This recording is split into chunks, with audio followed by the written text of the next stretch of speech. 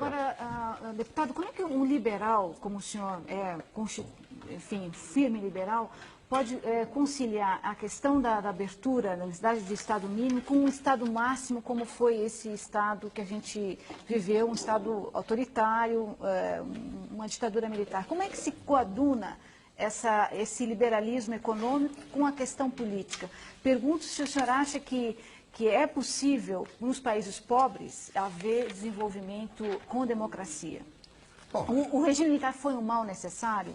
O visto de hoje, o senhor acha que foi um erro naquele momento ou não? A chamada Revolução de 64 não foi uma revolução, foi uma contra-revolução. É uma ilusão dos nossos esquerdistas imaginar idilicamente que em 1964 havia uma opção entre uma democracia liberal e uma democracia social. Não existia, não. A opção entre dois autoritarismos. Seria o autoritarismo da esquerda. O Prestes dizia, nós ainda não estamos no poder, mas já estamos no governo. A opção era entre um autoritarismo de esquerda, ideológico, feroz, capaz de levar pessoas ao paredão. Só o Che Guevara matou 600 pessoas em Cuba. Ele era manso perto de Fidel Castro.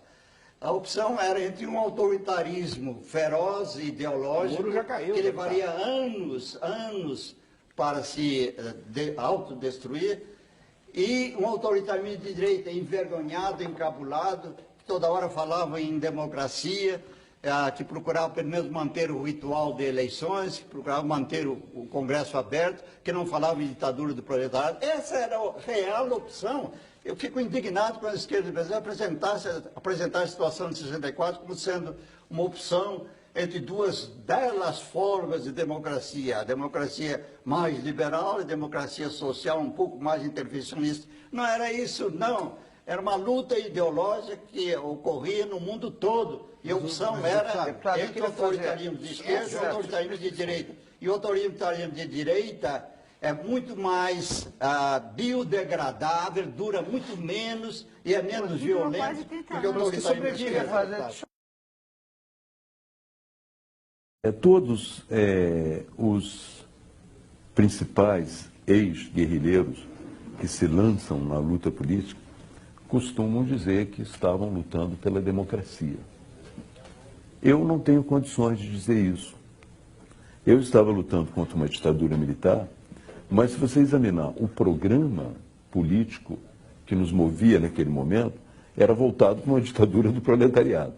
Então você não pode voltar atrás, corrigir o seu passado e dizer, olha, naquele momento eu estava lutando pela democracia. Havia muita gente lutando pela democracia no Brasil, mas não especificamente os grupos armados que tinham como programa esse processo de chegada a uma ditadura do proletariado. É a primeira grande visão do passado, não é? É um primeiro ponto de separação do passado. Não, a luta armada naquele período não estava visando a democracia, pelo menos no seu programa. Aí já um movimento não mais estudantil, um movimento social de tomada do poder, é isso que nós queríamos, e transformação daquilo em socialismo, e que nós não éramos exatamente contra a ditadura, nós éramos contra a ditadura militar burguesa, mas nós éramos a favor da ditadura do proletariado. Isso ninguém diz, mas tem que dizer, faz parte da nossa história.